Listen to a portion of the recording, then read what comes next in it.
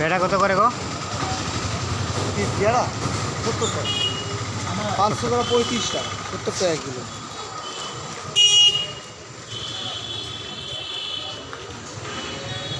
তিরিশ টাকা হবে না দাদা? 500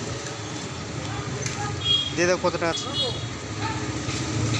দারুণ পেয়ারা, এই পাখি খাবার নয়, এটা মানুষের খাবারের পেয়ারা। 500 হয়ে গেল। দিয়ে দাও, একটা থাকলে কী হবে? ওরে বাবা, একটা দিয়ে আমার কত চাহিদা জানো। দিয়ে দাও, একটা দিয়ে দাও। আর একটা রাখলে কী হবে? দাম ধরে নিতে হবে তাহলে।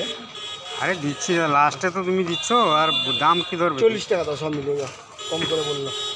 এত পেয়ারা, 600 গ্রাম পেয়ারা মাত্র 40।